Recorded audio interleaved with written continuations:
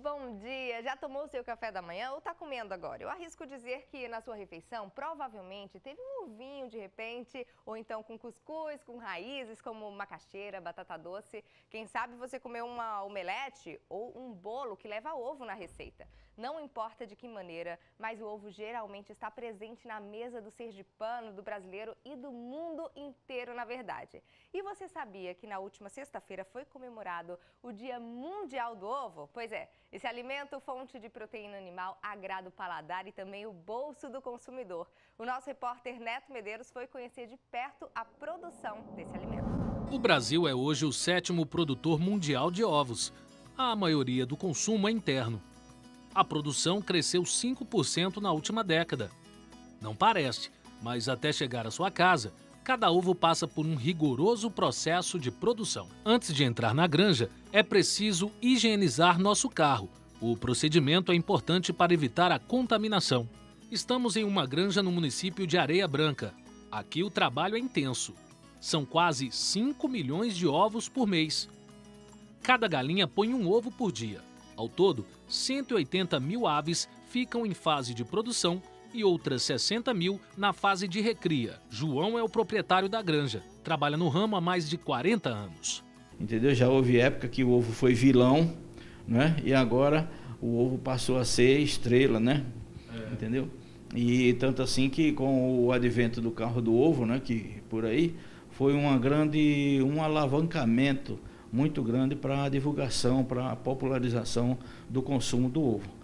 Algumas grandes companhias de alimentos estabeleceram que a partir do ano de 2025 só irão adquirir ovos de galinhas criadas ao ar livre. Aqui, as aves são condicionadas em galpões californianos, estrutura mais comum do setor. Bom, Tarcísio, então a gente está aqui numa das câmaras em que vocês recebem esses pintinhos que na verdade são, como é mesmo o termo, porque são galinhas, né? Não são pintos. São pintainhas, né? São pintainhas. Recebemos-las com um dia de vida e ficam aqui com até 5 semanas.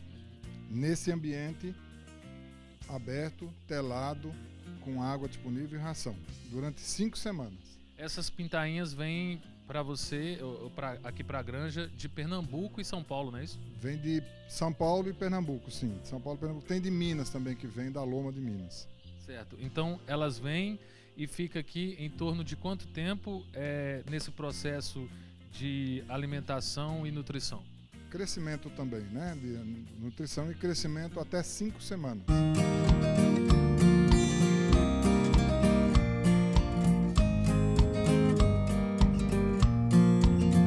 Bom, e nós estamos aqui, chegamos, né, Tarcísio, no galpão da recria. Isso, o galpão de recria, onde aquelas aves pintainhas de 5 semanas vêm para cá e aqui elas são alojadas em menor quantidade por gaiola, para ter um pouco mais de espaço. Aqui elas ficam quanto tempo neste período de recria? Mais 10 semanas, 11 semanas, onde ela chegaria com 16 semanas, aí ela é transferida para produção. Hoje na fase de recria vocês estão com em torno de 60 mil aves, é isso? Positivo, nós estamos com 60 mil aves em recria. E agora para posterior, que é finalmente na hora que elas começam a botarem os ovos, não é isso? Positivo, onde tem a produção. Vamos para lá? Bora. Vamos lá. E o legal é que elas, olha, são ariscas, a gente vai andando, elas vão fazendo barulho, né, Tarcísio? Se estressam. Tem que ser sempre bem pensado nesse sistema. As galinhas também são vacinadas contra a coriza infecciosa. Neste galpão de produção tem em torno de 17 mil aves, não é isso? Positivo, aqui são 17 mil aves, 17 mil poedeiras.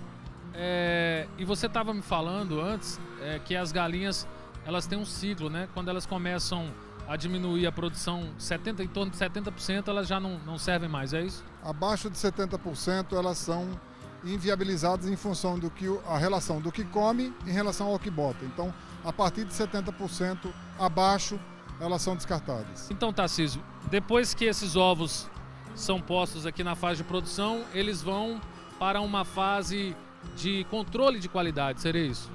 Positivo. Eles são coletados e são enviados para o processo de classificação, onde é vista a qualidade e o tamanho de cada ovo.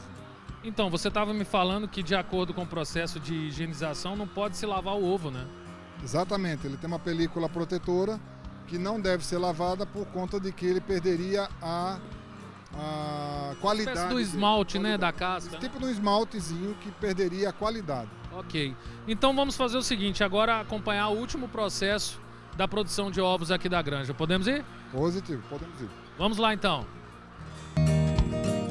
Bom, então nós chegamos agora no último processo de produção dos ovos, não é isso, Tarcísio?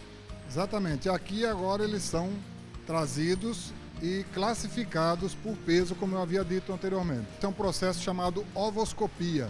É aquela senhora que está fazendo a ovoscopia. Ela está visualizando cada ovo que passa, se está trincado, se está quebrado, se tem algum problema dentro.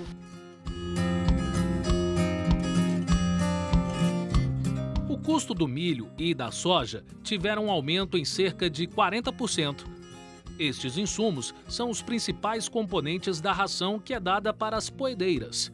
Apesar disso, o preço do ovo permanece estável, já que fica difícil o repasse deste aumento para o consumidor final. Essa cadeia hoje, ela está bastante fragilizada em função de altos custos de produção. Isso significa que o milho está caro, o soja está caro, todos os nossos insumos ficaram majorados os preços, estão mais caros. Consequentemente, a gente não consegue atribuir o preço justo ao ovo acabado em função de mercados externos de Sergipe. Vem de fora mais barato do que a gente consegue produzir aqui.